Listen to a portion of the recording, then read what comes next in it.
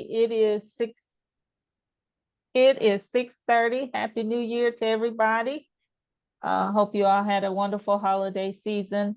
Brad Hughes and Stephen Rothman presented to the Sandtown Community Association back in, I guess it was November or December. I'm getting my time confused, but and he said that he would come back to us after a lengthy discussion on taking some of our feedback and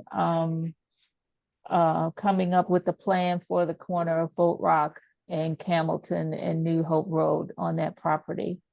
And so they are here to give us an opportunity to see what they're going to present. So Brad, I'm going to go ahead and turn it over to you. Okay. Well, thank you all very much for getting on again tonight. I know this is a special meeting just for us, so I appreciate it. Like I said, our zoning attorney, Steve Rothman, is on here, and I believe Brad Mills from our office is also going to be joining us. But I'll just get straight to the site plan to show you all the revisions that we made based on everybody's comments, because I know everybody's busy tonight. So we'll just jump right to it. And Steve, feel free to jump in anytime if I'm saying something wrong. Mr. Hughes, this is Councilwoman Rao. Can I give a couple of remarks before you get started? Yes, ma'am. I wanted to share that first we want to go through the presentation. We want to take questions and feedback for everybody, but let's at least get through the presentation and then we'll go from there. Everybody will have the opportunity to be heard. And I'll be taking notes based on the things I hear you're sharing. Okay. Thank you. Yes, ma'am. Thank you. So can everybody see my screen? Yes. Okay. Yes. So if y'all remember last time, when he pulled in the development off of Campbellton Road, it was townhomes on the left-hand side, and then the detached master down, owner suite down homes along the right. We heard y'all loud and clear that y'all didn't want that many townhomes. So we've gone back to the drawing board. We've kept the owner suite master down units on the right that are kind of in that grayish green blue color on type. There's 25 of those. In the middle, in the purple, we've changed those to detached lots. So we removed the townhomes from that and added an additional 38 detached homes in the middle, and then keeping 38 townhomes up front.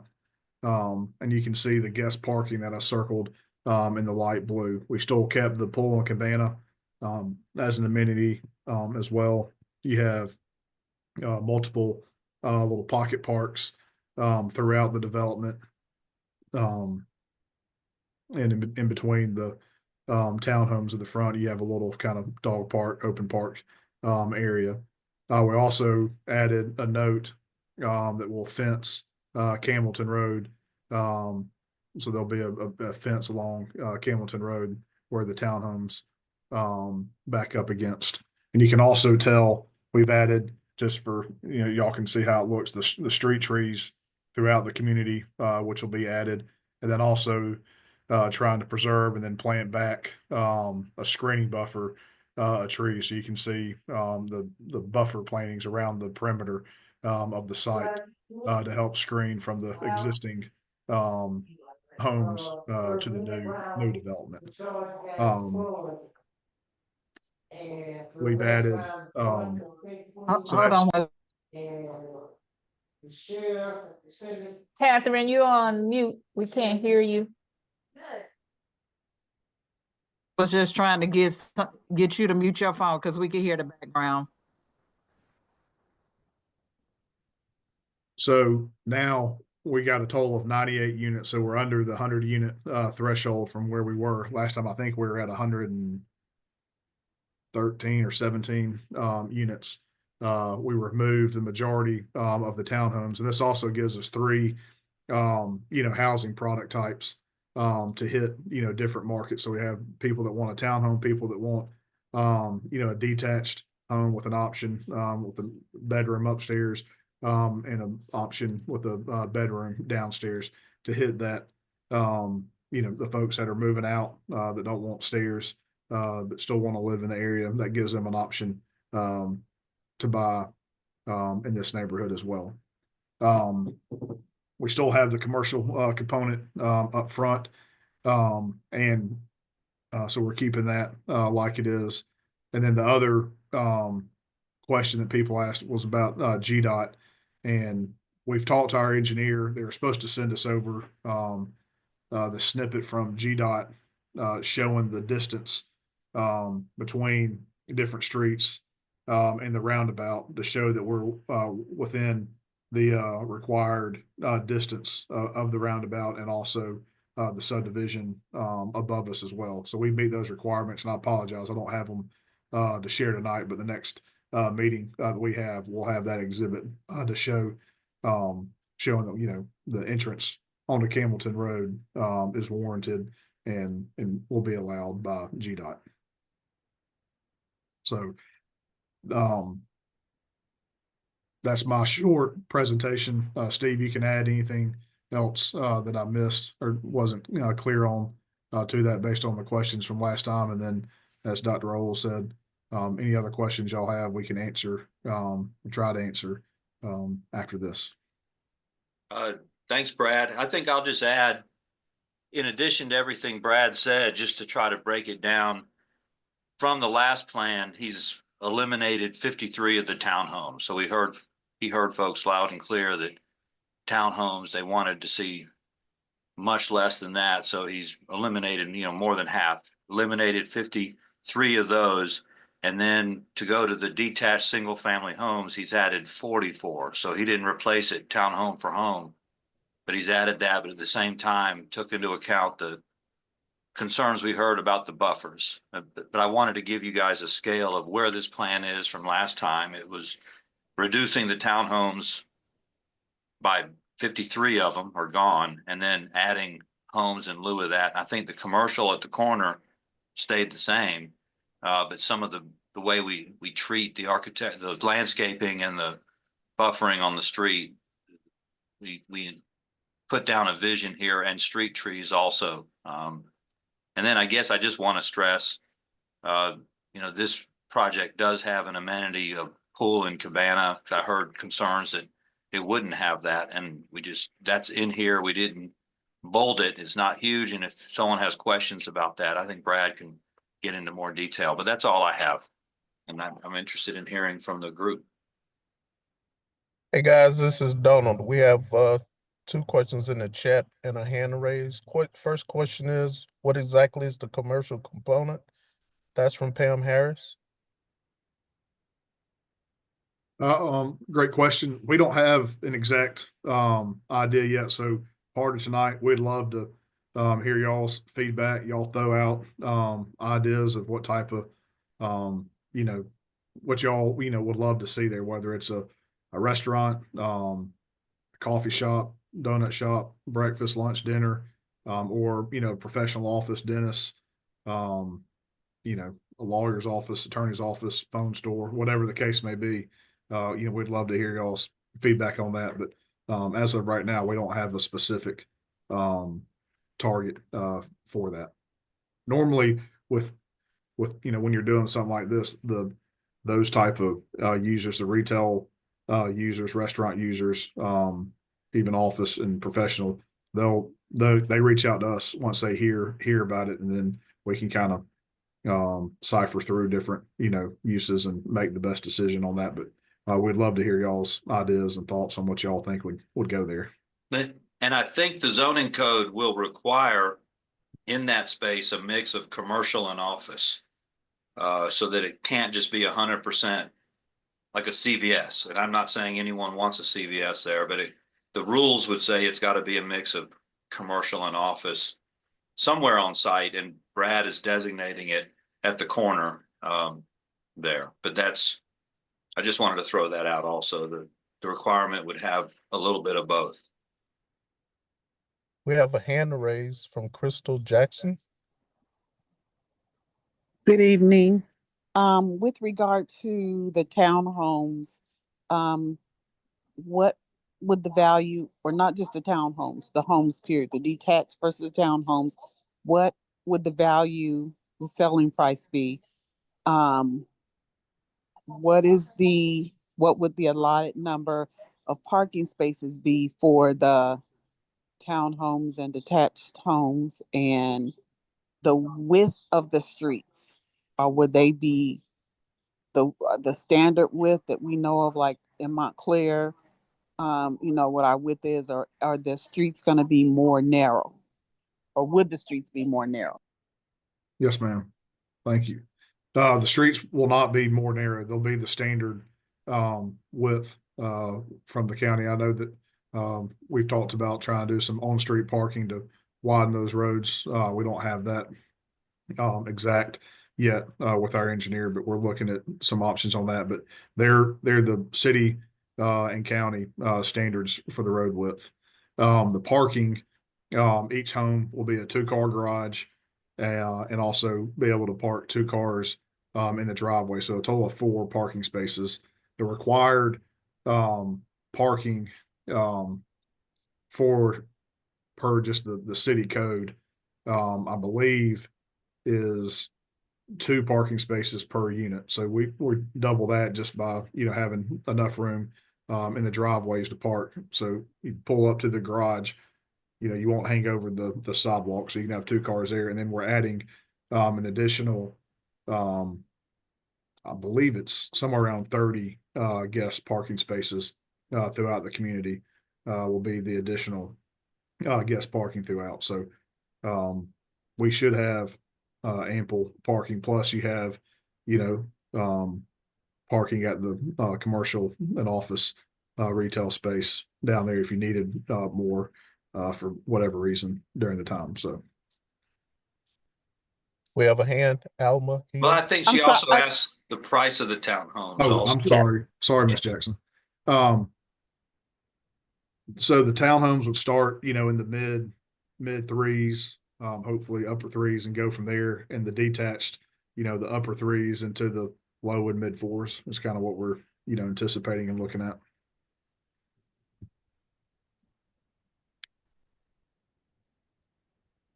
Next hand, Alma Hill. Hi, thank you. I just want to make sure I'm understanding this map, this legend correctly. I see the 38 townhomes in the front that face Campbellton Road. I don't see these colors very well. What is that, the 23 in the back? Are those the single family homes? So you have on the upper side of the kind of the greenish gray color, you have 25 of the a little bit larger detached homes, and then in the middle, you have 38, 38 in the purple right here in the middle, additional 38 detached. So those used to all be townhomes. We removed those townhomes and added detached lots back in there. So Okay, so the 58 townhomes then are facing Campbellton Road? yeah, so the green up front are the 38 townhome units. So you have 38 townhome units, and then you have what is that, 62, 63 detached lots. So a mixture of 25 that will be, the master down floor plans, and then 38 a little bit more. Okay, but is that other 38 a townhome? It's detached, but it's a townhome Sure, what's going on with right this? there in that center. No, the purple units are detached lots, and I'm not sure why this thing is drawn all over the place. Yeah, I don't think we see colors. Yeah, we don't see colors, so that's what the problem that I'm having. I can see the 38 townhomes, I guess, that are right in the front because it says Campbellton. But where those red lines are in the center, I can't tell. I'm not sure why. I guess the single family is in the back, and what is that in the center, though? Those All are of that, sing, Ms. Hill, all- all of it, They're all detached. all of them are detached single family home. That's the revision from the last the last rendering. So the only townhomes are at the front that are behind the commercial that you see. Okay. And so we've gone from the original plan called for about 36 single-family homes. So now we're up Majority. to 50-some single-family detached homes? You're about Uh, 63. 63, okay. All right, I just wanted to clarify that. That's all I have. Thank you. I clarify, can other people not see the markings? Can they not see it in color? Yeah, I'm gonna stop sharing and reshare. I I'm gonna- I cannot can see see it in color. color. I see it can in as well. color. I just wanted to know if it was, I can see it in color as well, but he's gonna try to reshare so everybody can hopefully see. Yes, because it all looks gray. It doesn't look purple versus something else. That was the problem I was having. Yeah, I Yes, think all, the the issue, That's, the whole site plan is colored. well, yeah, I think I the see issue the is the same colors smaller with your screen is, that the more faded the colors are. If you have a larger monitor on a desktop, the colors do seem to come through. Okay. Thank you. Hey Can we get guys, a copy of the plan someplace so that we can have it in our hands and we don't have to figure out what color is what? Will you be able to send an attachment maybe Yeah, I to could. someone? Can I attach that into this? Okay, thank I you. can, Brad, I'll attach it into the meeting notice Okay. that I sent out, and Ms. Hill, I will send it to you. Thank you. You're welcome. we have a couple of more hands as we move forward in recognizing those who have raised their hands. Please keep yourself muted until you've been recognized. We want to make sure that we keep the noise level down.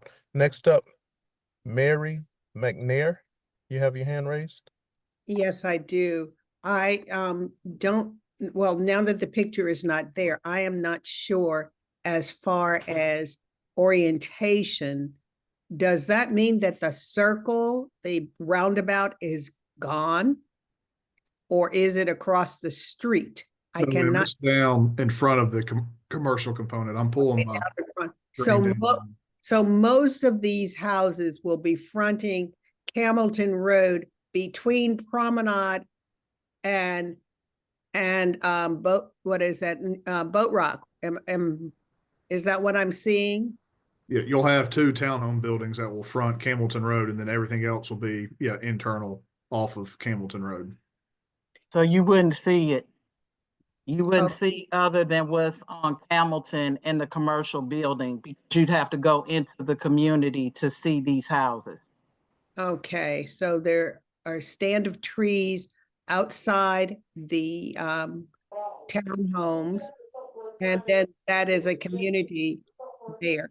Now, what is going to stop people from parking on Campbellton Road? You said from parking on Hamilton Road? Yes, to access this. Well, You would, they'd have to put a decel lane into the property, and the turning lane is coming off Hamilton. If you see it, hopefully you can see, but that, I don't know how to describe it. On the far right-hand side of the screen, above the detention pond, I guess that's what that is. You have a lane that would turn into the subdivision. Okay, I do see that. All right, I see that. And the subdivision, it will not be gated. Am I right? Is that too? Yes, ma'am. We hadn't planned on gating it. That's correct. Okay, okay. Okay, I'm sure I have another question, but I'll think about it. That's Thank all you. right. You can get back in the queue, Ms. McNair. Thank you. Next hand, Linda Cooper.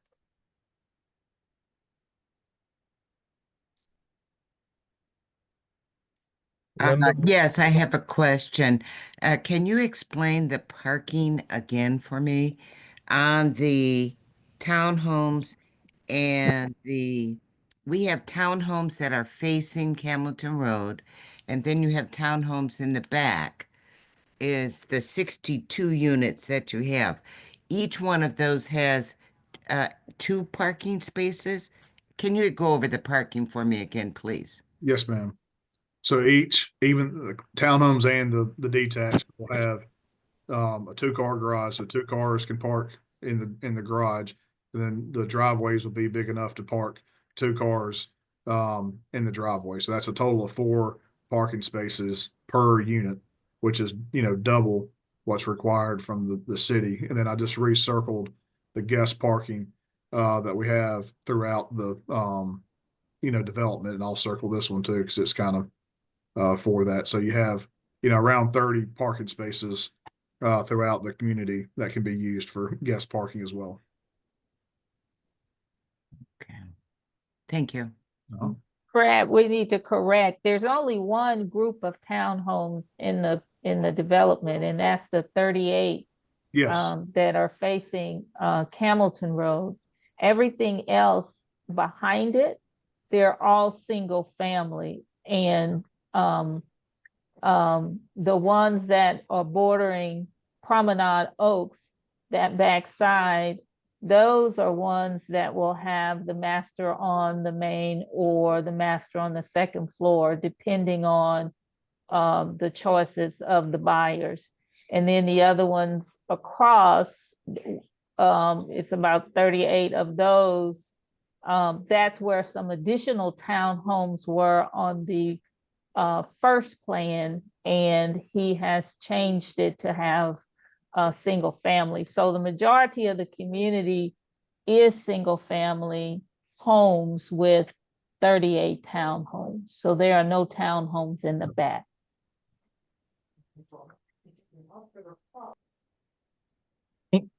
Somebody acknowledge Miss Tillis. I think she was trying to raise her hand and she wasn't able to. And can you point out the pool and cabana? It's towards the front near the commercial. Yes, ma'am. Okay. Are you guys ready? Okay, so my question is, what style of townhome are you proposing to build from your brand? So like, you have the certain names for your townhomes. Could you lead me to a physical picture of that? Like whatever townhome you're planning to build there and whatever single family you're planning to build there. So I can see a physical picture of what the house or townhome would look like. Yes, we can. Mills, do you have? So on our website, it's called our Edmond plan. It's our 2-car garage townhome plan. And then we're working on the detached homes. We're working on really, it's a whole brand new color palette that we're working with our designer right now. According to what she said on Monday at a meeting we had, she needs about probably 2.5 more weeks before a new color palette is finished. But the Edmond townhome plan is our 2-car garage townhome, and then it's the Charleston and the Brixton. And I think we have some elevations. I have some, Brad, if you want me to share. Okay. Okay. You said that for the single family, I'm sorry, you said again, there were 2 you mentioned? It's the I think it's the Charleston and the Brixton, and we have a couple other ones as well. But Mills can share the elevations that we have now. And then again, the color scheme, the color palette, will change, but this will give you an idea of what it looks like. Okay, thank you.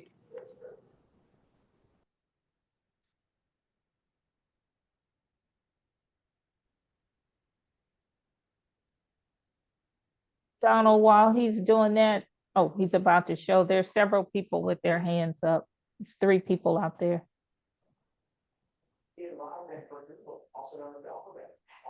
I'm also scanning the chat to see if there's any questions that have not been answered.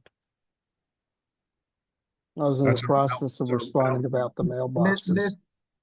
Okay. Mr. Hughes, is that brick at the bottom? Yes, ma'am. It's a Almost mixture. how- Yes, ma'am. It's a light color, so it's hard to contrast. I just was wanting to make sure because I It's a know painted. that was It's a one of the painted white. It's comments we brick. received. Yes, Okay. it's a brick with painted. It was a painted white. I don't see. We I don't see it. It's flowers on your screen right now. I'm sorry. I'm I'm sorry. It's Yeah, your screen. there, Oh yeah. there you go. Everyone can see this now? Yeah. Uh-huh. Okay. Oh, okay, so it's brick at the bottom? They're just, different elevations with, Yeah, we have, yeah, some there are inches multiple siding. here. We can show multiple different styles. And can you change the color of the brick? Yes. Okay. Here's a These are just mixture of options. material. Don't focus as necessarily on the colors, just the way the elevations look. We're coming up with a brand new color scheme of about, 13, 14 different color schemes, color palettes. So, but this, has a mixture of, brick and some inch of siding on them as well. Those are more all, mostly all brick fronts. And these are the townhomes again. And then he'll get to the single Yes, ma'am. family text on the bottom. I think those are more attractive. Yeah. Yeah, I like the garage doors on I do too. that. Mm-hmm. Okay. And then here are the mixture of detached.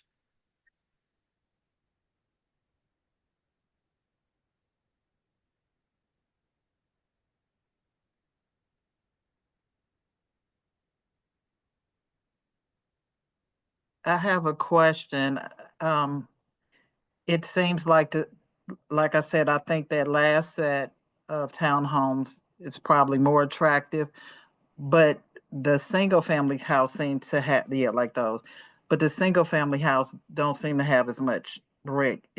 Are those options as well? Yeah, we just don't have them back from the architect yet, but we can do the same, combination, having brick up to the garage or all the way up, or a mixture of brick and board and batten, brick and some inch of siding. So there's all different kind of elevation combinations that we can do with the fronts of them. And we plan on having a mixture of all the above throughout the community. How big Well- are the houses? How big are they? The houses and the square footage on the townhouses and the houses? What's the square footage? The townhomes are, around between 1,650 and 1,800 square feet. And then the detached homes are, in the 1,800 to 2,300 square foot range. Hey And guys, are the detached homes like 4-2 or 3-2? Combination of both. Some will be 3, 2.5, 4, 2.5. So a little bit of both. Brad, what? Basements? No, ma'am, they'll all be slabs. hey Brad, hate to cut you off. If you would, please raise your hand if you have a question. We have people in line with their hand raised that we need to, let's be considerate. Next up, we have Linda Mims, then Crystal Jackson, Alma Hill, followed by Mary McNair. 4 hands that are in the queue. Yes, I'm Linda Mims. My property backs up to my backyard. It faces Hamilton Road. Are these going to be in my backyard? That's not a lot of space. There's a lot of space back there. You got trees back there. I can't see how you can put that many townhomes in that little small space back there. Right. It's a lot of, the space is small. It's very small. I mean, I can Yes, see the it is. cars already from my back door, and there's That's just some trees there. And you were talking about That's right. pushing all those homes? It's going to push us out. That's right. Miss Exactly. Mims, where are you on Hamilton? I'm at Esprit Court. I'm in the cul-de-sac. I faces the back of it. So, you're in Montclair. You're in Promenade. No, I'm in Montclair. Oh, you're in Montclair. It sounds like you're talking about putting this in my back door. That's right. And they are, because I'm in Montclair also. And all these homes that are going across that green line, I'm right behind there, right behind there. I just don't see how they can push that many in there without devaluing our property. Yep, I agree. We got, you talking about 1,600 square feet, and we got close to double that in our homes and basements and everything. Right. And you're going to bring all these homes at cheaper value. How you going to get $300,000 out of those houses? Thank you. Exactly. Well, It's just like I will say, you're not taking into consideration our property value. Is everybody's trying to make a property for themselves. That's too many homes to be putting back there. That's right. Again, it's Ms. Mims, already, I will We've share. been here 30 years. And now they're gonna try to just take away our property value by sticking all these homes in our back door. well, it's all, Can already- somebody, I will- Mr. Can I Hughes, respond to if you that? could get, I was about to say, if it's a realtor, those are not those wouldn't be comps for your community if you were selling your house. And so I think that has to be addressed. They're not gonna compare a house that's 3,000 square feet to a 1,600 square feet, which means especially townhomes. inevitably the value of your home is going to go up because your house is double the cost. Well, I who mean, don't double want the square who foot. don't want to buy a house and with all those apartments looking stuff in the back of them? They're not apartments, and these are all single family homes. They don't look like our homes. I thought when you come in the neighborhood, you're supposed to build No. something that's kind of consistent to what's already in here so you can keep the value up. Nope, that is not the law. Well, I know what the law is, but I'm thinking about my investment. It seems like nobody cares. It's all about making a dollar. We are No, concerned. We don't want to devalue anybody's property. But again, from a real estate, these wouldn't be considered comps for your house, for your home. If you were selling, they'd have to compare comparable square footage. But I'm talking about somebody trying to buy my home. You think they're gonna come in and buy my home and look out in the back door and see all that, another whole different community that nothing divides them? Anybody can come in here, start using our amenities, swim pool, tennis. They all gonna be over here. This Brad, community, Brad, isn't there, okay, so you have a buffer on that backside. Is there a Yeah, fence I that's don't back know. there as I'm well? not, I'm not sure where y'all are getting that people that they're gonna live here gonna use y'all's amenity. I mean, I don't know how that's where you're getting it from. So They're gonna be in my backyard. I'm at 1670 in the cul-de-sac. It backs up to Camilton Road, right where all that is. I understand. I It understand. it happens. It really happens.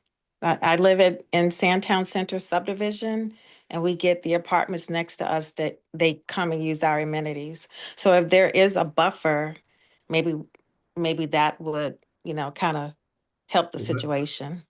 Yeah, and it may be y'all need to get with the whoever, if y'all have an HOA, and get key cards or a keypad, and only people that live in the y'all subdivision have access Yeah. to. Just what we do Yeah, in I our have. developments. Yeah, So I'm on the board, and they So, jumped the so, fence. so So what's the yeah. developer? What about the developer? So he don't do anything. He ain't take no responsibility of it. He's just gonna Let's throw be all these things civil. in. No, let's be civil. And let us exactly. We're gonna and give everybody an opportunity to be heard, and I hear you. But this community does have some amenities. Now, if we want to talk about what those amenities should look like, but it's already included in this site plan. So all this is a done deal. No, it's not this meeting. We've already had one meeting, and this is the revised site plan from the last meeting. So he's incorporated some of that feedback. That's what's being presented today, and we're trying to get your input. Okay, so we'll have an opportunity to protest it then. Yes. Well, let me share two things. This is a zoning modification. In 2006, Fulton County approved this site for mixed-use development that would have a commercial piece and a residential piece.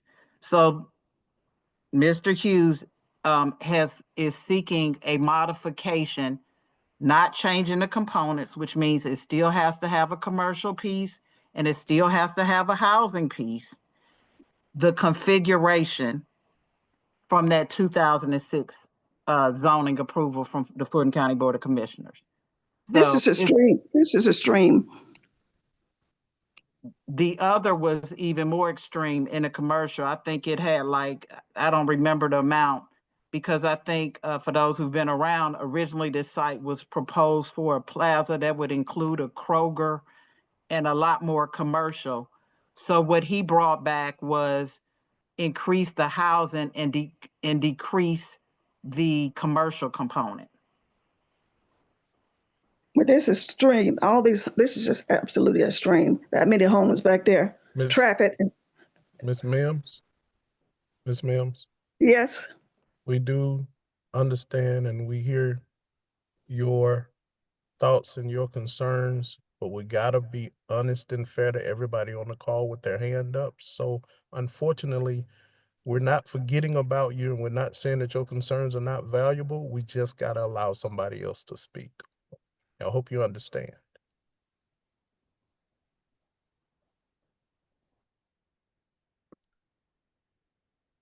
Miss Jackson, class 84. Two questions. One is about the infrastructure and the utilities based on the number of people that could potentially, say the average number of occupants in each house is 3 and the commercial. I'm assuming the developer is going to be responsible for ensuring that the infrastructure, the utilities, the sewer line, everything that's involved will not adversely impact Montclair Estates immediately or in the future. Because right now it's all cheery and sounds good. And if we go 2 or 3 years where the developer has seemingly done the right thing with the infrastructure, putting it in, but again, we're talking about a lot packed in, and then you get 10 years, 15 years down the line, many of us see these stories where the developer hasn't put in the proper whatever they are for infrastructure, and it begins to deteriorate, and then it becomes the homeowner's responsibility. So I would like to know what kind of safeguards, short-term and long-term, are going to be put in place to deal with that. That's my first question. My next question is for the individual units. I saw Harvey Davis's response about what the U.S. Postal Office requires for mailboxes. They won't be individual. They'll be a community mailbox for individual trash. Is that going to be dumpster style like apartments, or is that individual Herbie Kirby's? That's not accurate. Let me just share. I think he was speaking. Wait. Okay, go ahead. What's not accurate? What I just. About the trash, they will have individual trash. I think he was talking about the mailbox. No. I didn't say he was talking about the trash. What I was saying, I read his comments about the mailboxes, so I got that. But what I want to know is regarding the trash, will it be a dumpster style or will it be Herbie Kirby's individual units? Yeah, I wasn't saying that that's what he said. Okay. Yeah, it'll be individual cans. Yeah. Okay. And so I would like to either, if you can't speak to it at this meeting, I would like to know for the whole thing. That's a very small piece of land. It's going to require a lot of infrastructure, and over time, it's going to be the city looking at the residents. Well, that's y'all's problem. But y'all got to fix that. We see these news stories all the time where developers don't do the right thing on the front end, and then years down the line when things start to come apart, it's like, well, that's y'all's problem, not ours.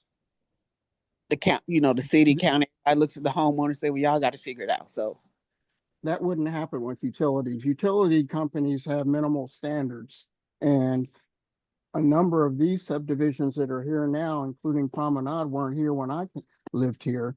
And at the end of the day, that's Georgia Power, if that's who's going to service this, or Greystone, is very accustomed to development, and they make their design and everything compliant, and ultimately they answer to the Public Service Commission.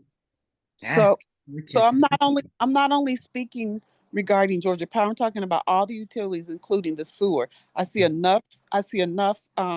These will be on sewer. Excuse me, please.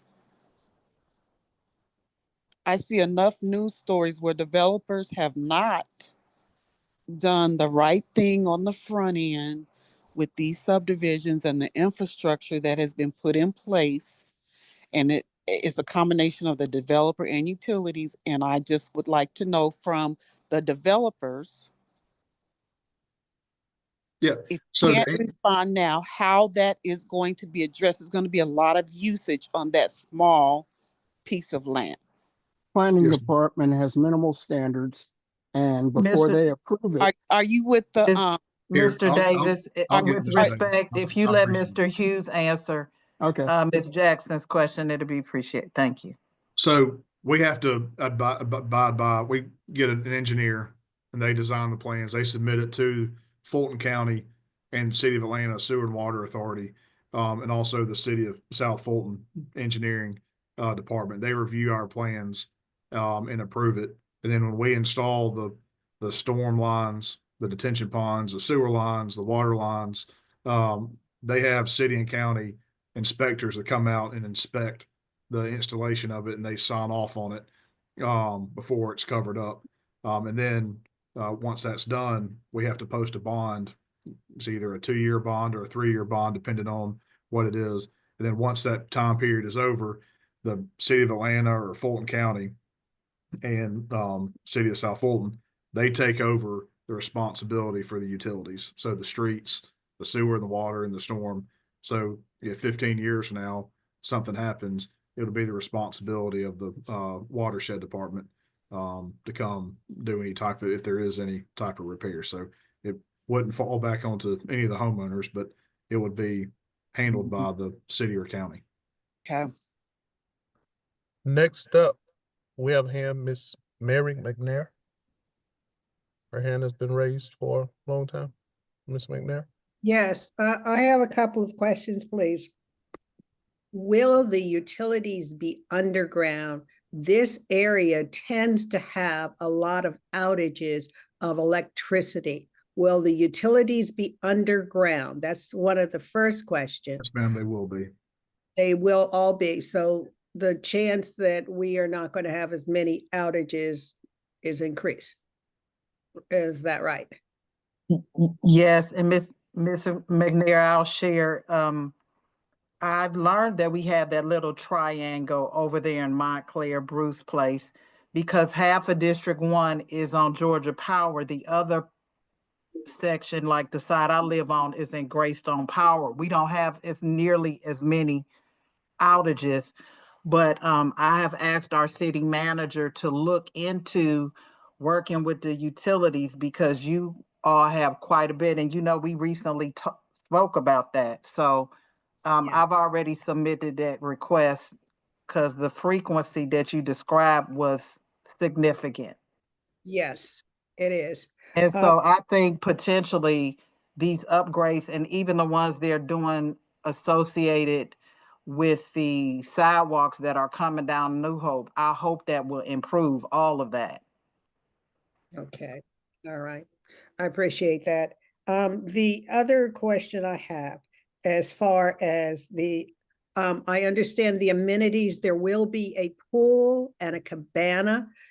They're going to be inside the development, or are they going to be on the outskirts, or what? And how does it prevent other folks from getting to it so that, we don't have a influx of the neighbors from around the way coming into that area? Yeah. So I zoomed in, you can see where the pool and cabana is, just outside of the commercial component. I'm not sure why this thing's drawn all over the place. Okay, so that looks like that it is available to let me move this out of the way. It won't be available. It'll be all fenced in. You have to have it fenced in per the requirements of the state and for insurance purposes. And all of our cabana and pool areas are key card. So not only do you have to have a key card in your hand to scan, you have to punch in a code. And yes, I guess if you wanted to get brave and jump over the fence, you can. But we have, in most of our other ones, some type of, camera system. So, if something like that does happen, it'll ding the HOA and they can, have somebody go out there and see what's going on. Okay, and the last question for right now that I have.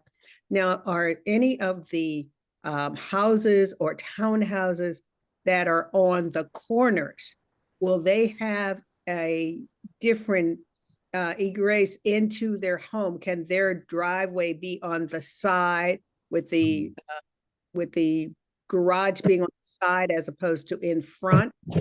That will give a little bit of variety and maybe make some things a little more attractive. So, if you have a house that is on the corner, you can get into your house by going, say, your garage is on the side as opposed to in front. That could certainly lessen some of the traffic and also make those areas a little more attractive as well. Are those considerations? Not for the townhomes, no, ma'am. So they all have to be front entry, the way it's designed and the way those buildings are put together. Okay, but for the single family homes, detached homes, that could be an option. Potentially, I don't, we can look at that. I don't see, where that would, relieve any traffic or anything, but that may be something to look at. We can see. Okay. That's it for now. Next hand, Willie Womack. Mr. Womack. Yes, good evening, everyone. This subject was hit upon earlier, and I share some of my neighbors' concerns. I live here in Montclair, where we're talking about significantly reduced square footage of the homes, ranging, I guess, from 1,600 up to 2,300 possibly, based on the type home that you get, whether townhome or detached home. And I understand the conversation about comps and everything else in the community, but I'm looking at the number of living structures that's being shoehorned into this small space. The issue that I have with it is that the contractor, the developer, the owner that's trying to put this in is obviously trying to maximize the return on his or her investment by putting in as many homes as they possibly can. Right. Having said that, it's too many. Unfortunately, there is no way That you can put that having this many townhomes and detached homes that are significantly smaller, regardless of what you charge the new occupants for them, will not have an impact on the cost of the established neighborhoods in the area. I'll give you a prime example. You can put a $2 million house in a subdivision that's Can't hear him. Something happened and he's muted and he's talking. okay. Hello? I'm sorry. Okay. Am I still muted? No, we can hear you now. We can hear you. But can you go back? Because we couldn't hear you. I think it left off where you said something about you can put a house in the 2 million and then you Okay. cut off. Good. Obviously, if you have a $2 million home and it's surrounded by similar $2 million homes, but just outside it, 75 feet outside of that subdivision, you start to build homes that cost $150,000, and you put a picket fence around it, and you give it 50 foot of green space.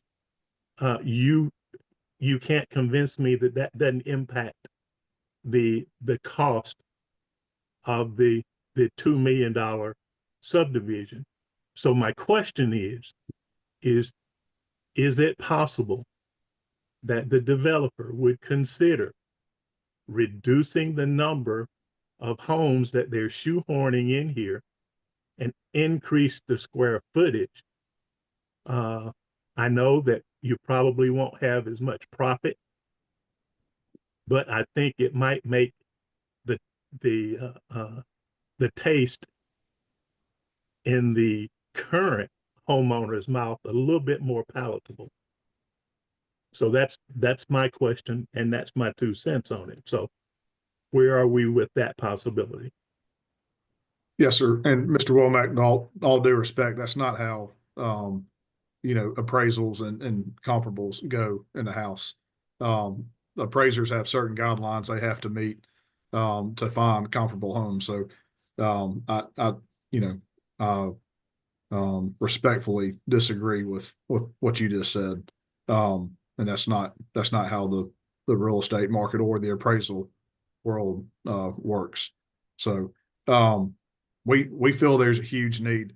The larger homes, 3,000 plus square foot homes, are not as, in need as smaller square footage homes, nowadays. You're seeing more and more, builders trying to come up with ideas because of land cost, development cost, come up with different ideas, and that's how we settled. Right now have come up with this site plan, having 3 different product types, 3 different house types to hit the demand and the need, for 3 different type of buyers. And we think it's a great site. And again, remember, this site is already zoned. It's already zoned for residential. I think, and then it had 37,000 square feet of commercial space that, I think it was around 40 lots that somebody can come out and develop today. They can go out there and put a 37,000 square foot commercial building on there tomorrow, and around 40 single family houses. And it's currently zoned that today. And so we're keeping the same zoning and asking for a site plan modification to shrink the commercial size requirements and add more residential because of the vast need of housing in this market and really all over Metro Atlanta. So we feel that this is a great fit for this. But we'll And Mr. Womack, just to answer your question, I'm Steve Rothman and I work with Brad on this and other stuff. This isn't just simply a matter of trying to get more widgets to make more profit. I know Brad, if he could, and I don't know if this is because of larger trends or people are having less kids, but if Brad could build the larger houses on bigger lots, he could charge more for them, right? And so what he's trying to do is meet the market that he sees when he looks at the data. You may disagree with that, and I'm not trying to change your mind. What I am trying to do is communicate that he's trying to meet a market. And if there was, in his perspective, putting his money where his mouth is, if he saw a market for fewer homes that were larger, where he could build and get that return, he would do it. And then secondly, to try to say what he said a little differently, Brad here is buying this land from a landowner who has an asset that now has commercial zoning. So he's got to pay a price. And he's saying, I think I can get rid of some commercial and do some housing, which is better for the community, and I can meet a need. And so, but he's got to deal with that reality that an owner has an asset where he could go sell at commercial rates. And so this proposal is really, let me take a run at getting some residential instead of the commercial, change the balance. If he could build fewer lots and bigger homes and charge $2 million per home and sell them after he builds them, sell them in a year, or he knows the detail, the absorption rate is what he calls it. If he could do it, I'm quite sure he would do it. But I think so what I'm hearing is he's doing us a favor by putting the lower cost homes right next to our neighborhood. He believes that, yes, he believes that putting these homes here are better than the alternative of the current zoning. And that's why he said, I want to go talk to the folks in the community. Fair enough. I'm not going to try to tell you that you're wrong, but that's where we're coming from. And so it's an honest proposal that is sincere. that this is better than the current zoning and that it meets a need in the community. Hey guys, next up we have Ms. Hill, Alma Hill, hand is raised, and Thank you. Harvey, I need you to take over, please. Okay, Okay, so I have, oh, I'm sorry. Can I start? Yes, go ahead, Mattia. Okay, thank you. I have several questions, so I'll just tell you my questions and then perhaps you can answer them. But my first statement is, Mr. Hughes, who are you doing this for? I mean, you and I have spoken individually, and we keep saying we do not want all of this housing. And you keep saying, well, but this is better than what? For who? Uh, what is wrong with the original plan that just called for single family homes? We don't have to worry about one 30,000 square foot Walmart or some other big box being in that commercial space. It can be spread out. It doesn't have to be just one big hunk right there at the corner. So that makes me a little frustrated that I feel like someone is telling me that they are doing something that I need and that I really should like, and that they're really trying to do the right thing for me. And that sounds so patronizing. I really don't like that. My questions. Number one, why not stick with the existing plan of having single family homes? You have heard it several times tonight. You heard it before, and you keep coming back with 90 some versus 105 or 110, and we are talking widgets. Why not stick with the original plan? That's my first question. The second question, the New Hope Road exit. New Hope Road is already congested. It is a 1 or 2 lane road. And so now we're going to have all of this traffic on the side coming out onto New Hope Road right past the roundabout. That is going to cause more congestion on a daily basis, every day, all day. You've got school buses coming, you've got regular commuters, and now we're talking about more homes coming out on that side. Question number three, the bodies of water. I'm not sure, for lack of a better word, I think of them as mosquito traps. But I see these little bodies of water. One is right near the edge of my subdivision at Promenade Oaks, and the other one is on New Hope Road. I don't know what that looks like in practical terms. So if you could explain that to me, because I just see little bodies of mud that attract mosquitoes. So that's number three. Number four, you said that you have somebody working on home colors. Again, this is part of my concern. Are you working in a vacuum? We don't want the development, but if we wanted the homes, you all are going to decide what the colors should be. I know it's your development, but are you looking at what is around in the neighborhood to see what would be compatible with that neighborhood? And then question number five. Oh, I think someone did ask a question about the pool and the cabana, but it just seems kind of weird that you would have the pool right in the front near the commercial space, even though it would be secured by a fence. It doesn't seem like for air quality that you would want to be out there swimming, and the commercial traffic is coming in and out. So those are my five questions, but if you could answer it with number one, why not stick to the original plan, the 36 townhomes or 36 homes? It might not be what you want, but if you want to build over here, and that's what the plan already calls for, and you have heard all of these people, this meeting and the last meeting, why not stick with the original plan? So, Brad, before you answer, can I kind of interject at this point? Ms. Hill, this development, the original zoning, the Kroger was going to be in it. It was back when the DOT was going to expand Camilton Road to a 4-lane highway, all the way from 285 all the way to Douglasville. And I think I've explained that to you before. The Sandtown organization got busy and said that, no, we don't want the DOT to do that to this neighborhood. DOT has a tendency across the country to do not take consideration to the Black neighborhoods and to expand these roadways. And so the whole idea behind identify, live, work, play nodes all the way down Camilton Road. This is one of them. The other one is at the corner of Camilton and Camp Creek on the left-hand side. The other one is where the Publix is today. All of that is a live, work, play node.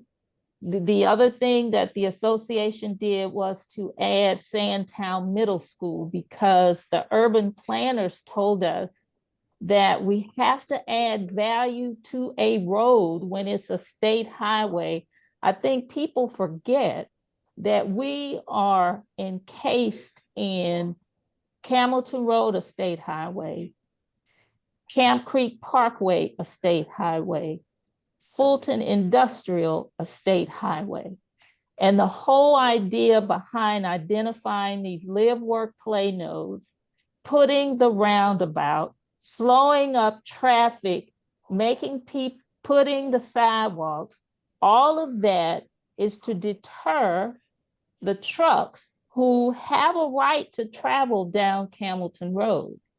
And so these things were put in place 20-something years ago when I first moved out here. And also the Fulton Industrial Corridor was going to build warehouses from Fulton Industrial all the way down to Camilton Road.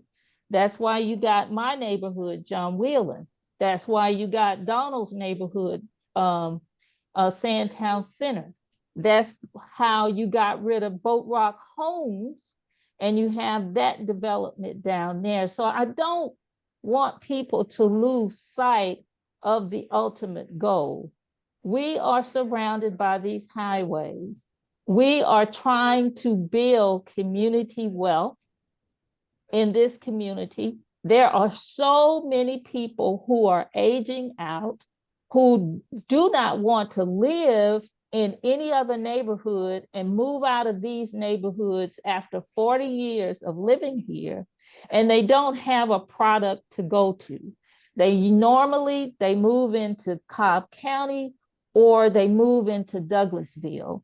They want to stay within the community that they're living.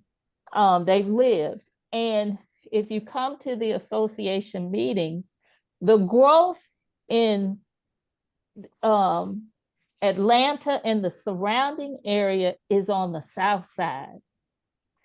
The school growth. Not to be disrespectful, what's your point? What's your point? Yeah, That my has nothing to do point- with Thank what you. Why do we I have to lost have my this? questions. What I I'm wanted my saying- questions Let let me answered. answer her question. question, and then we But can But we're losing my sight of my Questions. questions, Ms. But Davis. my point is exactly. this development was initially going to be a majority commercial. And at the time that we were doing this, the community did not want all commercial. And so that deal was killed many years ago. And so now we have a development that's taking a different look, trying to complement the community, and you have more residential as opposed to commercial. Secondly, your second question was about the color scheme. We have a Sandtown overlay. It was adopted by the city of South Fulton when the city of South Fulton was created. And in that overlay, it talks about color schemes and all of that for the community. So Is that it's what he's not working with? absolutely. Yes. All the developers work with the Sandtown overlay. That's part of the zoning. And as a matter of fact, probably during the pandemic, I think it was, and Councilman Rao can correct me, we updated it.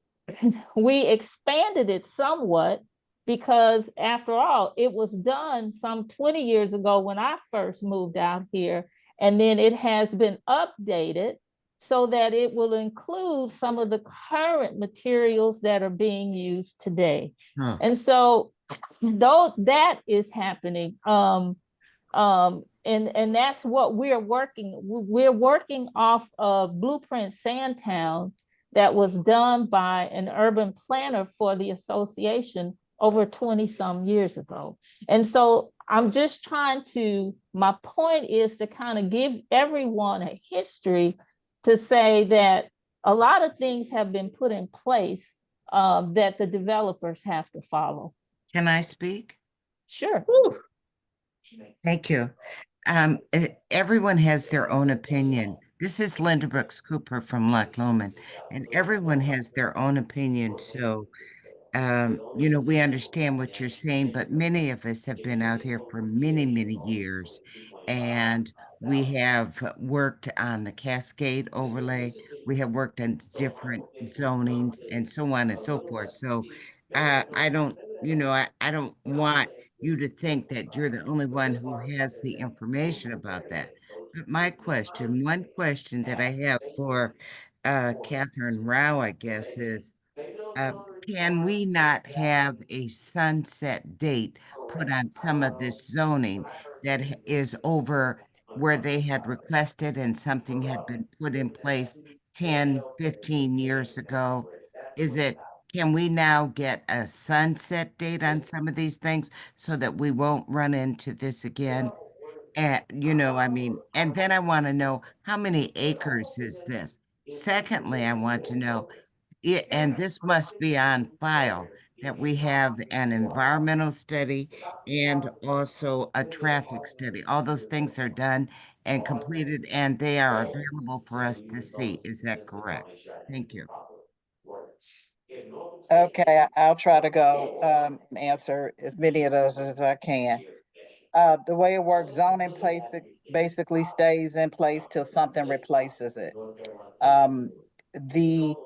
This petition again, this land, I think is about, Brad, can you answer? Is it about 16 acres? 16.62 acres. 16 acres. 16 acres, right? Mm. And again, these zonings, many of them, I mean, honestly, the community zone many of these parcels way before the city was created, and they're still out there.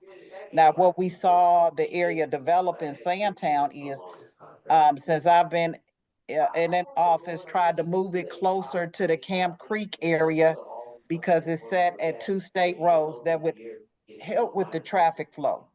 The reason this roundabout is in place along this same road was because of the work of the Sandtown Community Association. So they've been vetting these cases for the last, I know, ever since I've been in the area, which is about 25 years.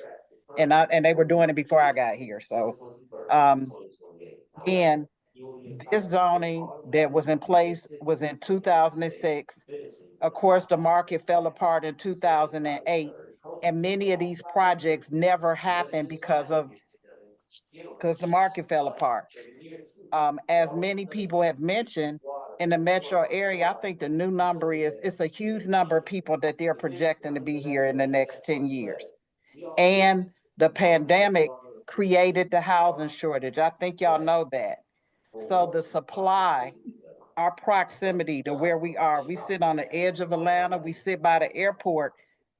There's just explosive growth, not just in our area, but like she said, across the South Side. That's all accurate. I think if we start with the fact that the likelihood of this parcel now being developed because of the current market conditions is high, I think we want to have a conversation that figures out what the right mix of housing and commercial. I'll just say, and I don't have an opinion on this as of yet, but I do think the original 35,000 is definitely too much for this node right here. So I'll just say that I don't know where we'll land, and I don't know how many conversations, but I do think what was originally proposed right there is too much commercial. Because like I said, it was envisioned that a Kroger would be here, which would drive all the traffic, increase traffic like you see, and we're trying to fix that now where the Publix is.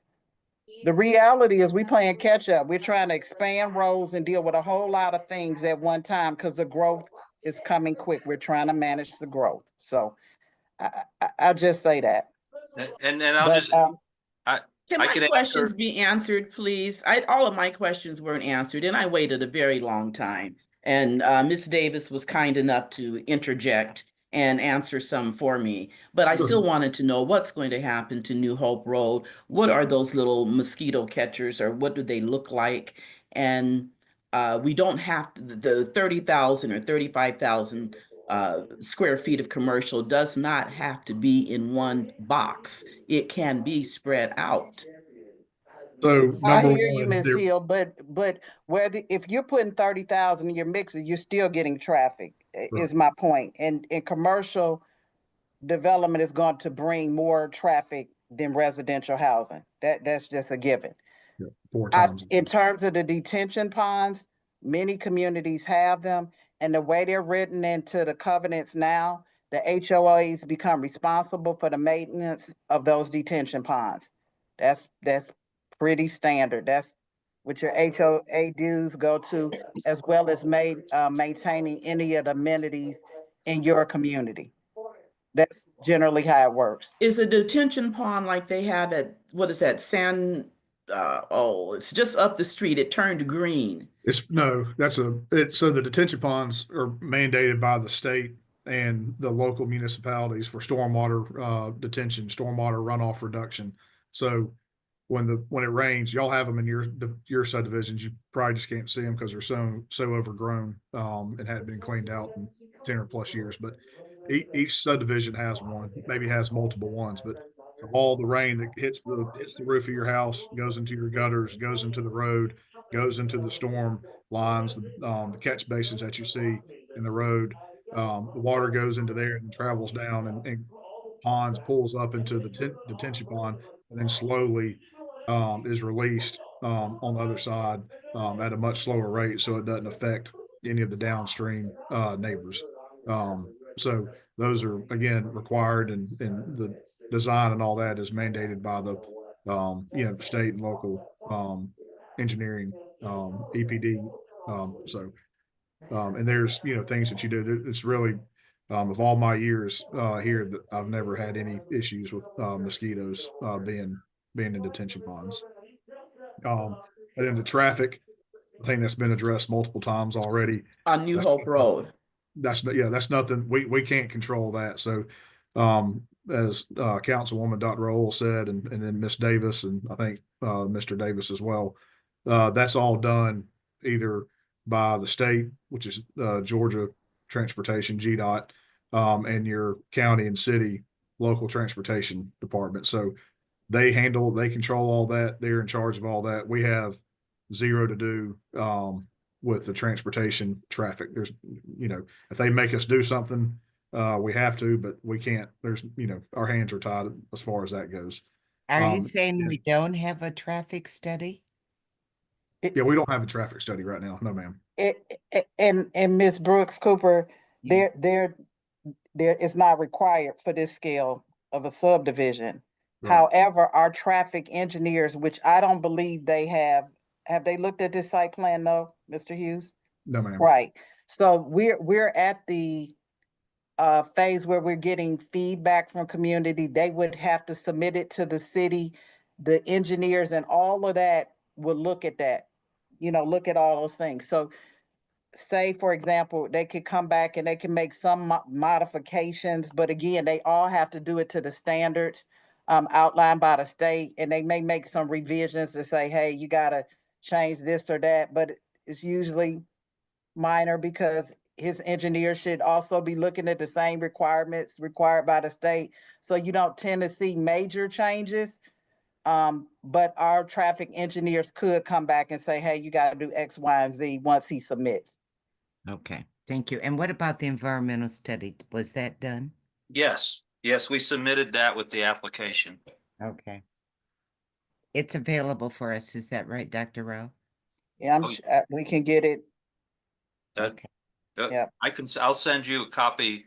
I'm sure you have it, but to make it easy, Miss Davis, I can to disperse to everyone if That's the easiest way.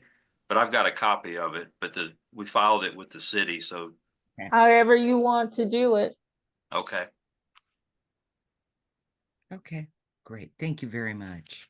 One thing I want to add about this, the detention pond, just for clarity, I think somebody did ask the question. You do see that's GDOT's detention pond, around the roundabout circle. As you see, the way this one is tucked, it's kind of the buffer to anything looks like immediately around New Hope. And it's trees, so you wouldn't see it. He's basically buffered the whole thing with trees around it. From what I can see. And they don't necessarily, I mean, he's showing water here, but they don't hold water like that all the time. He's just for a visual. So they'll clear out over time. But I just want to say it won't look like it's like a lake right there. I'm just sharing that. This is Miss Johnson. I've had my hand raised for a long, long time. Okay. Can I please speak? Absolutely. Okay, thank you. First of all, no matter what this this plan comes out of, one of the most important things to me, because I am very strong in wanting some type of commercial component with this. But the most important thing to me is to make sure that whatever we're doing is not going to encroach upon my neighbor's quality of life in Montclair State and Promenade, okay? And then the other point I want to make is I can't tell, and maybe you all said something about it some time ago and I might have missed it. I want to make sure that our streets are wide enough for our first responders to be able to come down for emergencies. And the driveways need to be long enough for the people to park there. Although you have rolled out some parking space, but if I live somewhere, I would like to have my driveway to be long enough. Yeah, 2 or 3. Okay. And I definitely would like to see us work on some type of component where we can have some type of commercial. And the last thing is there is no contract of or no law from 19 years, 100 years, or whatever that cannot be challenged. That's the reason laws are written. They are a lot of written rightly. They stay there until they're challenged. And this thing about this was here 19 years ago with Fulton County, I don't buy it because it can be challenged.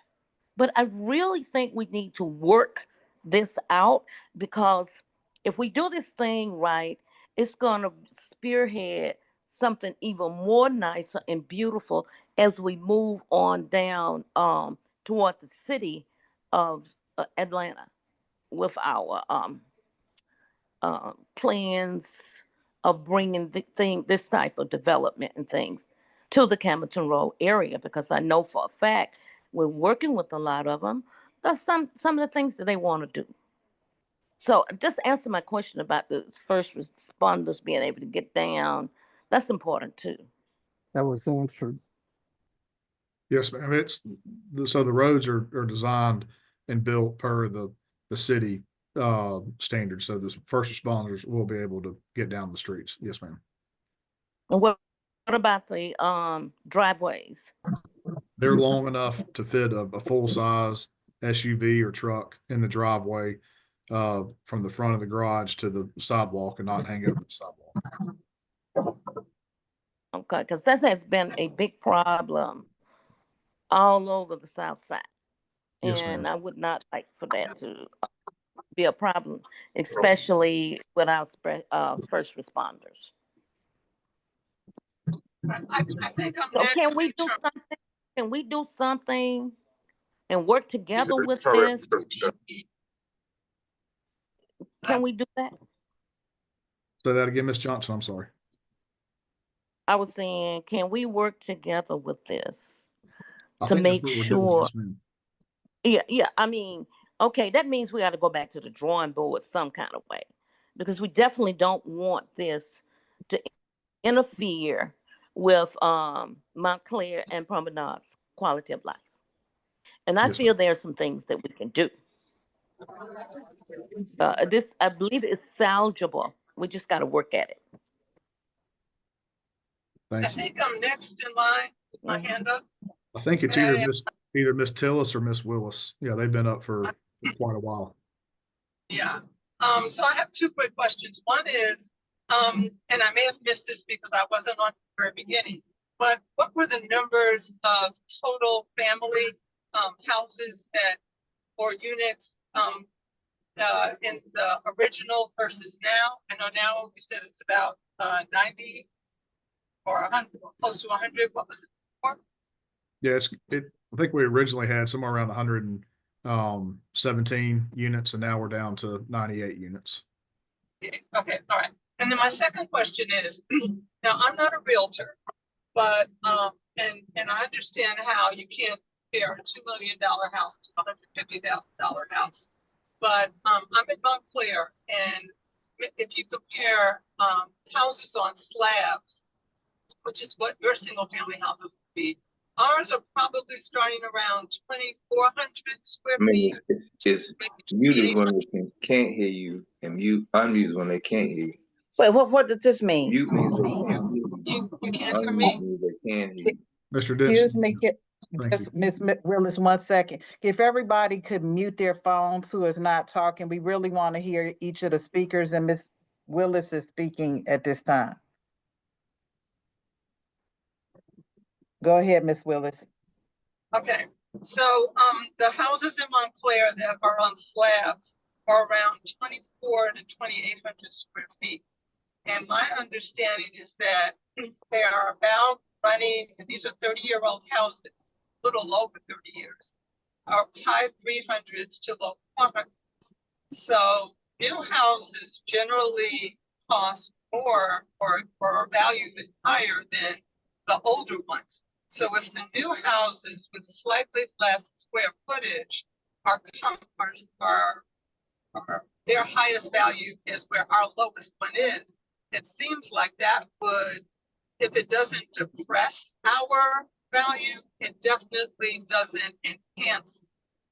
So I'm wondering, is it a consideration, if that's so, if that's kind of the way that it works, is there any consideration that the value of these new houses that you're talking about could be improved by, I don't know, maybe more brick, maybe slightly larger, other upgrades, so that they're not coming in still apples to apples, lower than where we are?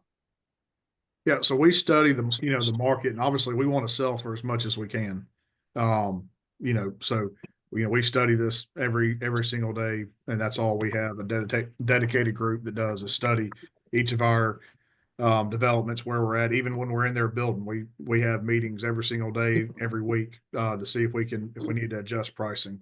And I'm definitely not an appraiser and not an expert, but there's formulas that they use for that reason. So if they can't find a house comparable to yours, and let's say yours is 2,800 square feet, and you're wanting to get an appraisal done, they have certain parameters, whether it's in the same neighborhood, then you go out a mile, then you go out 2 miles, 3 miles, 4 miles, until you find enough houses. I think it's somewhere around 3 to 6 houses that match yours, and then they compare apples to apples, and then they have to write down the plus or minus. So if yours has 3,800 square feet, and the other homes have 3,400 square feet, you get a plus to get, and they multiply it by whatever the number is. Let's just say it's $200 a foot. So when at the end of the appraisal, it's comparing it. So, because you're not going to find the exact house every single time. So if yours has, 4 bedrooms, 3 bath, and one has 4 bedrooms, 2.5 bath, you get an extra plus, whatever ratio that is, because you have 3 full baths versus 2.5 baths. So at the end of the day, it adds up. And so you get more, you get more money added to your house, based on, the the pros and cons of each house. So Right. it's Right, not a, it's not a, we've never, I've never seen a development go in and it adversely affect any existing subdivisions. It's normally the opposite. It supports it, it builds it up, and it actually increases the value of everything around you. So even when the newer ones are coming in lower than what we are, when the houses are sort of comparable. I mean, I understand, yeah, per square footage, bathrooms, all of those kinds of things, upgraded kitchens, things like that, that's going to increase the price. But when a house that's slightly lower than where we are is coming in, their highest is our lowest, that's not going to enhance our value, even if it doesn't decrease, which it seems like it still would have that impact. Versus if your houses were starting at 400, and they're newer, which also adds value. It just seems like there's no way that subdivision is going to enhance our value. And so that's a concern, that they're not of the same quality as ours are. So that's a concern of everybody. Gotcha. Okay. Ms. Tillis?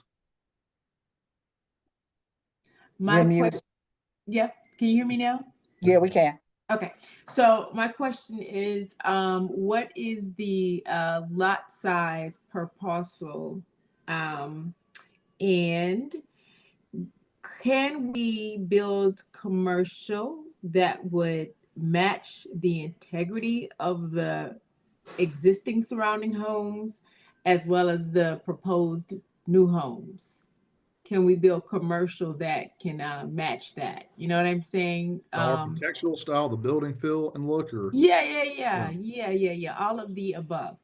so yes, I mean, to a previous statement, somebody else was asking about that, but I think Dr. Ohl said it. You know, there's a Sandtown overlay, so we have to adhere to those architectural guidelines and standards that are in the Sandtown overlay, and we start there, and then we can go from there. But that starts. But yes, you'd want to have it all cohesive and it looking the same and matching. Yes, ma'am. Yes. And what about the lot size? What is the lot size? They vary. So the townhomes are obviously pretty self-explanatory there. They're 24 feet wide. The detached homes are 40 feet and 36 feet by about 100 to on some of them and probably 90 feet deep on others. So they vary on sizes. Okay, but it's nothing near an acre of land, of course, because it's not that much room to build that many. I guess townhomes are single family, so I say that because I don't think as far as the devaluing my existing property, I don't know if that's the case because the houses are very close together. And they start fairly small, and you're in the, I don't know, you're up in the close to the fours, I mean threes, and then the fours for your single family. I don't think that's gonna, and then they're not all brick. It's not like a 4 brick, standing existence. So I don't think it's going to devalue a home. I think at some point it truly will enhance. And as the additional commercial comes, the amenities are expanded, and therefore it makes the land more attractive.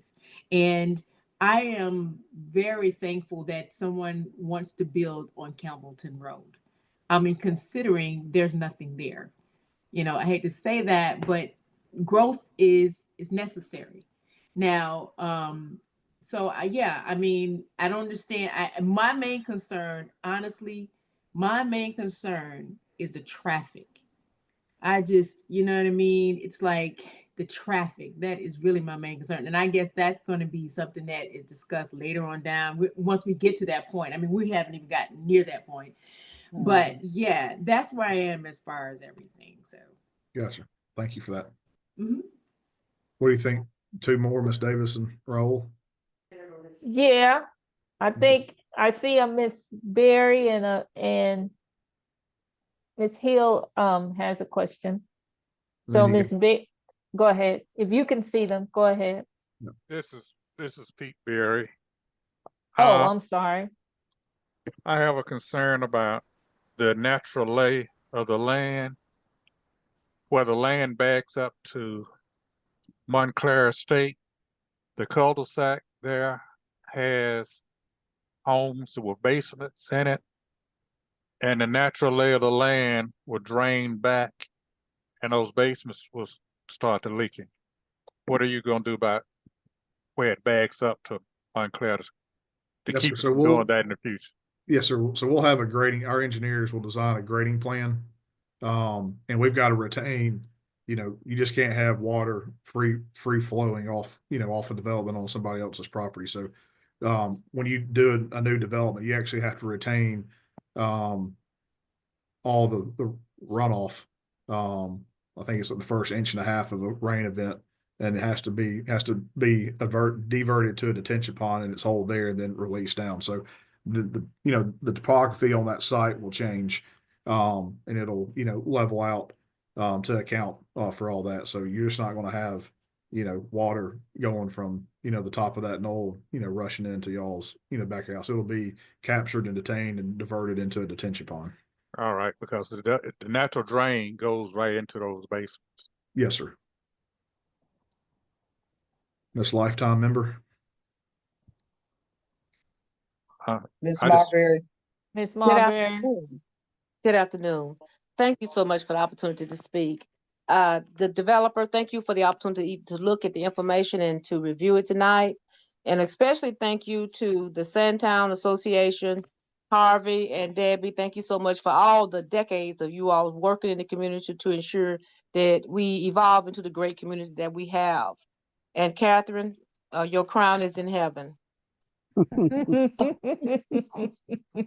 I wanted to say tonight, because I know sometimes when people meet us for the first time, they may not quite understand, but most of the people have been here for decades. Myself, 40 years of living here, and we love this place.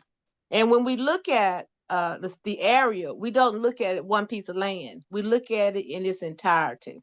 And I think that's what's missing tonight in the conversation, because I think that that's his job to look at the 17 acres. But when the people log on this not tonight and speak, they're looking at the community in its entirety. They're looking at the 3 miles that we have that succumb all of these 17 acres. This area right here, this 3 mile area right here, have been a real good team player. We have really been good. We've added approximately 7 subdivisions. We have 3 sets of townhomes. We have 3 sets of apartments, all within these 3 little miles. And we really feel like we've been a really good team player in building the community and building the city of South Fulton. And we really are tired. And you hear it in the frustration in the people speaking tonight. It's not that they're having an offense to building, but it's like, does everything have to be built in this 3 miles? Who does this? Who stuffs so much in such a small area? That's the reason why they're worried about the roundabout. We just got the relief from the traffic.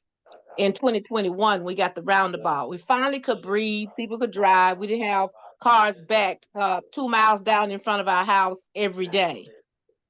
We just got that relief. Now we come back again. We want to add townhomes. Of course, you can hear from the conversation tonight that no one wants the townhomes. But here now we going to add townhomes, commercial, single family homes. We can't even control Citco gas station at the corner up there. How are we going to control new commercial that comes in? So what you're hearing tonight is an overall view of people that live in 7, 8 subdivisions around here. We've lived here. We see what happens. We feel the pain and we're frustrated. We just don't want it. We don't want to give no more. We're tired of giving. We have given. We have given when we built the apartments. We have given when we built townhomes. We have given when we built 7 subdivisions in this same area. And we've been here the whole time. We've been a great team player. I release the mic. Thank you.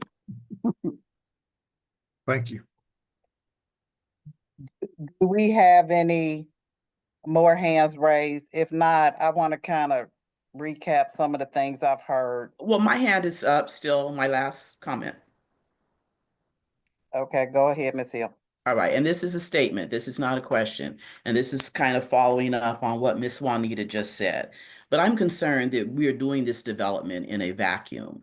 Last week at the Sandtown Community Association meeting, we heard that a woman and her family want to build housing right in front of Promenade Oaks, which would also be on Camelton Road, right as we come out of our entrance. There would be more homes there. Now you're talking about townhomes and single-family homes to the left of us. When you look at Riverside Drive, there's a plethora of townhomes that are coming up. When we go down Campbellton Road, past Camp Creek, past my church, which is Zion Hill, more townhomes. So yes, you all have discovered that we are over here, but I am concerned that all of these zoning modifications are coming before the council, and this is getting approved and that's getting approved. But is someone standing back and looking at what we are going to look like 5 years down the road?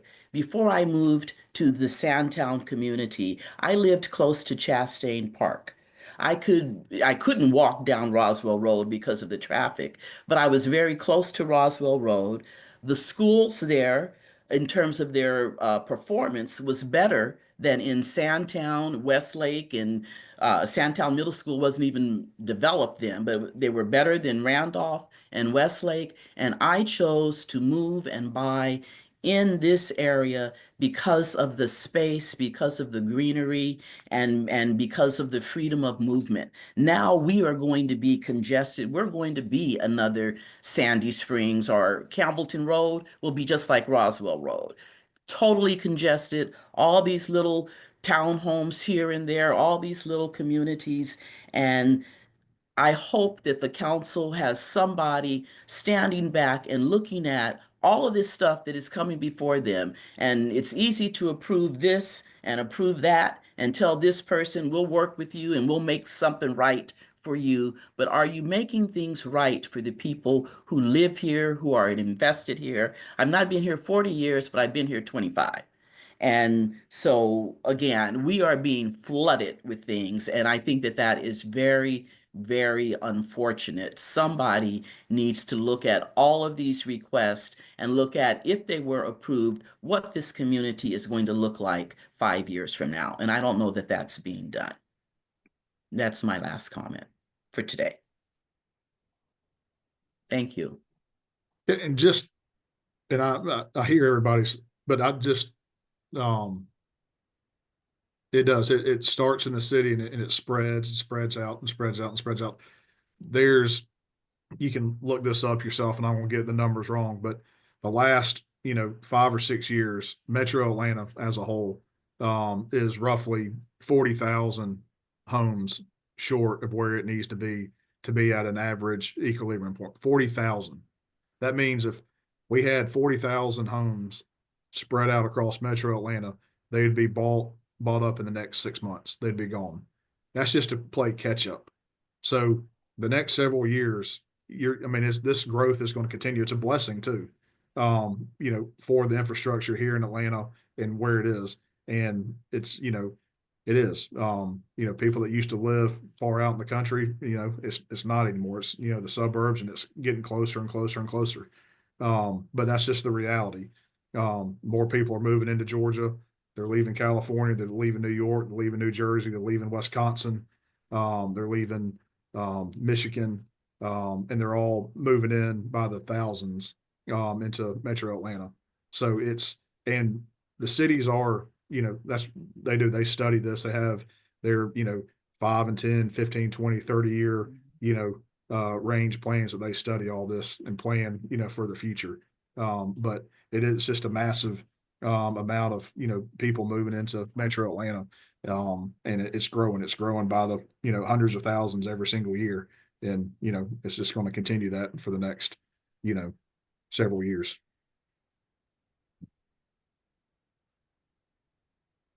I still had 2 last questions. Yes, ma'am, Ms. Jackson. Sorry. Okay, so my first question is, what's the setback for? Is there a difference in the setback between the townhomes and the single family? Specifically, between like from on the rear yards or the sides. From the street. So I think it's a 25-foot setback, front yard setback, and I think it's a 25-foot rear yard setback. And then you also have a landscape strip and a 10-foot improvement. So from the property line, it's about 35 feet to the building setback line, if not more. So in some places, I think I did an exhibit a few meetings ago, and it was somewhere roughly, 50, 60 feet, from the property line, from the back of the houses. Then you have, landscape in between there. So Okay. And then this is my last question. I saw posted in this chat earlier. What is this chatter about? The developer has paid certain residents to help to influence this project. I wouldn't even, can I interject, y'all? I wouldn't even address it. We shouldn't address things like that. The association, the Sandtown Community Association has a great reputation. We don't engage in stuff like that, and we never have and never will. So people say all kinds of things, and they have always said those kinds of things. And so we don't need to address. Nobody has been paid. But y'all, it's 8:11, and Councilman Ryle, I think you wanted to have the final word. We appreciate everybody joining us. We've had a good, robust conversation, and I'll turn it over to Councilman Ryle, and when she is done, we will end the call. Thank you. thank y'all. So I do want to address, I'm going to say for me, one, I want to start where we began. This zone is in place. What we're talking about is what the configuration will look like between the commercial and the housing. Excuse me, I have had my hand raised for 45 minutes. Am I not going to be recognized? Oh, I did not see. I didn't see you, Ivory. I have had it up for. I think you turned it off, Miss Ivory. You had it up and then it went off. Okay, we didn't see you. So, Go Ms. ahead. Benson, I'll let you go ahead and speak, and then I'll. Am I being recognized? Yes. Yes, I have been a member of the Sandtown Community Association for years. I have lived out here for 50 years. What I don't understand is it is as if this is the reactions that I am getting tonight seems to be as if this is the first time this presentation has been made. We have seen renderings several times. And the time for that community to be more engaged was when it was first posted that this was what was being looked at. I think it's unfair to the developers. It's unfair to the Sandtown Community Association. This association does most of the work. People in the community, many of them even belong to the association, and they definitely don't support anything unless it's in their community. This is what upsets me. And it may be too late because it has already been before the city council. And if you think that you can stop something, I would tell you to look at Walmart over there on Research Center. When that community started trying to stop it, they went to court and they won. Landowners have a right to develop their land. And if it is consistent with the plan, the council will in all probability approve it. Otherwise, they would be wind up in court. And we have enough legal issues in the beginning. I am amazed and disappointed that there are so many people whose lands backs up to this proposed development who are speaking tonight. And we have met several times. And when we have a great number of people involved, since the time I have been out here, the Sandtown Association hasn't been in effect 50 years, but since it has been in effect, I have been a member of it. Anytime I see more than us four and no more, I know that there's something in somebody else's backyard. You should not be like that. You should be concerned about the entire community, not when something's in your backyard. It is frustrating to me because I am afraid that we are going to get something worse than what is being proposed if we are not reasonable in what we want. Now, I did have a couple of questions to ask the developer. I don't know if I can now or not, and I can't even find my notes. But one of them was about the parking space. You said there would be 4 spaces per unit, and there would be 30 guest spaces that would be dispersed. So I wanted to know, that was my concern. I think you answered that. These 30 spaces would not be all together, but they would be interspersed among the complex. Is that correct?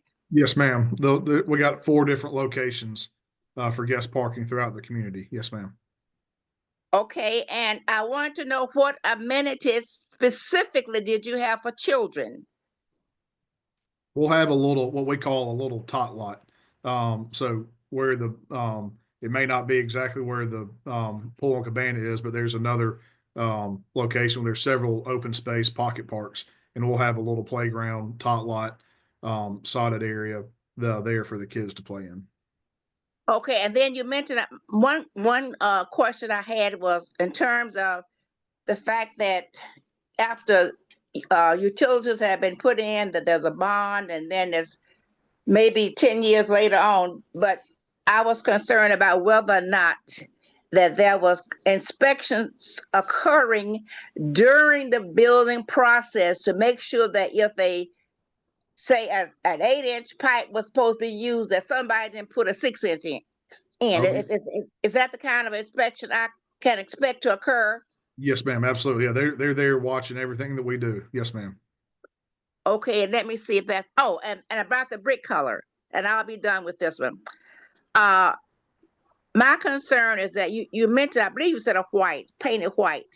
All I can say is this, just Georgia clay, and when it rains, it will eventually get down from the topsoil to that area, and those bricks are going to be red. So my concern is that you do consider another color. I believe somebody mentioned that earlier. So I don't know if it's possible or not, but I wish that you would, because otherwise homeowners will have to go out there and have to wash those bricks off quite frequently. A very close relative of mine just bought a house at $1 million, and when I went down there, she has white bricks, and they're red at the bottom now. Yes, ma'am. That was just an example of one of the elevations that we had shown. So it wasn't, an absolute that we'd build out there, but that's a great point to your point. So we haven't finalized the color schemes or anything like that. But yes, that's a very valid point. Yes, ma'am. Okay, thank you, sir, for answering my questions. And Debbie, either Councilwoman Rowell, I'll give it back to you all. Thank you for answering my questions. Thank you, Ivory. Okay, I want to start with, I do believe, like I said, something is going to be developed on the site. Sandtown is not the only area. We have construction literally going on all across this city. Every area from Cascade all the way down to Old National. There's growth all over the city. As it relates to, just to give you an idea of the magnitude, the city has something in the ballpark of like 132 projects that we're doing, from bridge replacements to road widening. We have projects all over this city, which you can go to our city's website and Public Works. We are trying to manage this growth. It's happening faster, and it's happening across the metro. This is not a problem unique to the city of South Fulton. But I think the year before last, we were the fastest growing city in the state. Last year, it was Union City. Again, as was mentioned, the growth is coming this way because we all know North Fulton, a lot of that is built out. That's the fact. We know that, I think the number is, they're projecting something like 2 million people coming in the metro. I've been out here 25 years. I live here too. So again, we're trying to manage it the best we can. if we look at District 1, to be honest, I think where this is going, whatever gets built here is going to bring value, because that's an area that needs some improvement. It needs some reinvestment if we're going to have an honest conversation. Some of the things I heard from residents or people on the call was that they're concerned about the fencing along Montclair. You know, so I think that's something we need to talk about further. Possibly look at the density more in this site. Again, I don't know exactly what the right mix is. I want to spend time talking more about the commercial, because I want to put conditions on what kind of commercial can't come near. And I hear you, Mr. Walmack, but again, this was rezoned before I even got here. In fact, most of this land in Sandtown was zoned before I got in office. That's why it's a modification. And so I'm having honest conversations. Y'all can talk to zoning attorneys. Y'all don't have to take my word. You know, we're trying to make sure we have a conversation that's respectful. And we also have to be realistic. The infrastructure costs in the area, and I'm gonna give you an example. The way our zoning is in Southwood, it's things that have to be put in that was not in place 40 years ago. All communities have to have sidewalks. It's some base costs that are going to be incurred by this project, no matter how many houses. We just had approval last year on a project on Wallace Road. I'll give an example. I listened to the community. We went down on the units. Those houses are going to start right under $1 million. That's the real cost of construction right now. 11 homes, right under $1 million. Because guess what? The cost of the infrastructure, the utilities, and all those things that have to be put in, a developer has to pay that no matter how many use. What brings the price down is the number of units. So again, I don't know the exact mix, but I've dealt with enough of them in 8 years to know that I don't know what it is on this. I'll be interested. This hasn't gone before the staff to give their feedback. But, you know, I would like to have additional conversations about the commercial, the number, and what kind of restrictions we could put on the commercial. I hear people talking about what we can't control at SIGO. That predated me too. And I think most of y'all know smoke shops and all that stuff didn't exist. We didn't even know what that was 40, 20, 25 years ago. That wasn't even a thing. And so to the best of our ability, we will try to put conditions on the commercial that comes there. I'd like to see something around professional office or something, because we have commercial that's still being built at Camp Creek and Campbellton Road. I think that makes more sense down the road, to be honest.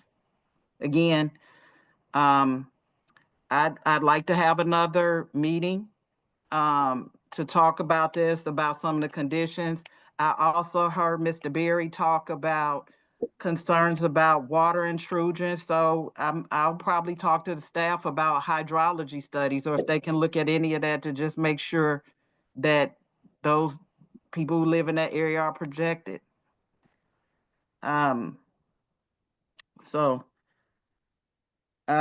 If I've missed anything, the major points from the residents, like I said, something will be developed here.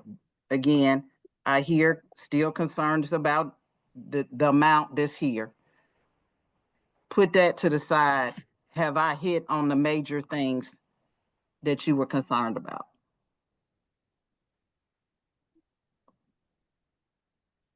I think If you I've missed have. something, I'd like you to raise your hand and tell me.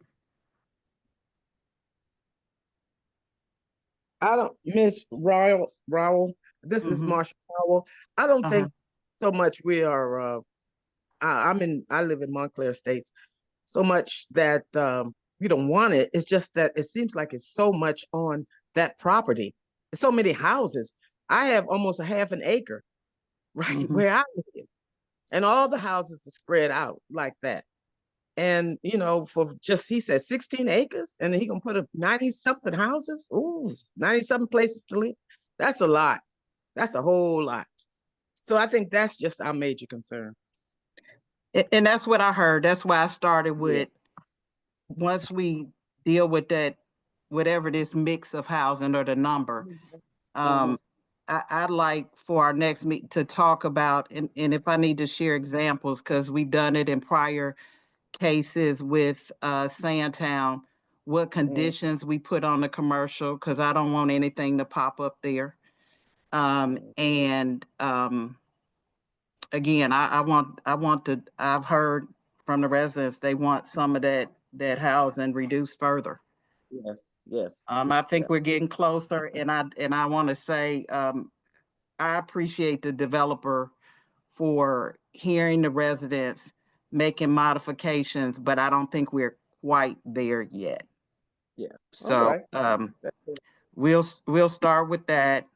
I want to make sure that the people on the call get some examples of conditions that we might put on the commercial. And if I recall at the last meeting, a number of the residents in the community might do commercial. If you have some ideas, or you think there are some small businesses in the area that might want to occupy that space, we'd like to hear from you. Those are things that I'd like to talk about in the next call. And I'd like to find the time, maybe in the next couple of weeks. And I hope that's sufficient. I know last time we shot for that, and you needed more time, Mr. Hughes. And we wind up coming back in a month. I know it was the holidays too, so maybe it'll work this time. I don't know if we're talking 2-3 weeks to revisit some of these issues, but we're not quite there yet. Yep. Fair enough. Well, thank you all very much for your time tonight. I greatly appreciate it. Before we get off, Brenda Howell and Madge Willis, I'm gonna give you my email address, Debbie@sandtown.org. If you can email me your questions, I'll make sure Brad gets them, because it is a late hour. We've been on the call quite a long time, and we want you all to enjoy your evening. So if you all can send me an email at Debbie@sandtown.org, I will make sure that they get the questions, get your questions answered. And let me And everybody knows you can reach out to me. But like I said, I think we covered the main things. We're still looking at the numbers in terms of how many houses need to be on this site. I heard again hydrology, fencing along the property's perimeter, Montclair and Promenade, and I think you addressed the parking spaces dispersed throughout. So. Maybe some more feedback. Like I said, I think the most attractive elevations were those last ones that we saw that were not flat. Gotcha. Okay. I think the comments section, Councilwoman, have things that if they can be printed out, you might find valuable. I know that this is being recorded. I was monitoring some of that, and we'll recap that. I think AI might even capture some of this stuff now, hopefully. Yeah, we get a copy. I'll send one. Thank I you. have a question, Miss Davis. Yes, Again, ma'am. repeat your email. Is it Debbie, DEBBIE? At sandtown.org. Okay. I just want to know so I can carry it to my community. Thank you. All right. And I'm encourage everybody to participate. I mean, every month, the first Thursday of every month, everything that's coming to this community, we talk about. And I'm gonna echo something that was said. Don't wait till it's just right next door. Because when we talk about the whole thing, we talking about everything. I don't think it's one area in the city that doesn't have more elected officials in here trying to answer your questions and hear your concerns. We have myself on that call, Councilwoman Gums. We had a school board member, and we have residents. It's nowhere in the city that has that kind of engagement. And we talk about every proposal that comes to this area. And so, and I think most of y'all know I have a open door policy. And so again, I want to hear from you. but this is a two-way conversation. And so, reach out and engage on an ongoing basis. That's what I'm gonna say about that. Well, we appreciate that. Again, we meet every first Thursday of the month at 6:30. Since the pandemic, it's been virtual, and we will continue to make it virtual. It seems to work out for everybody's schedule.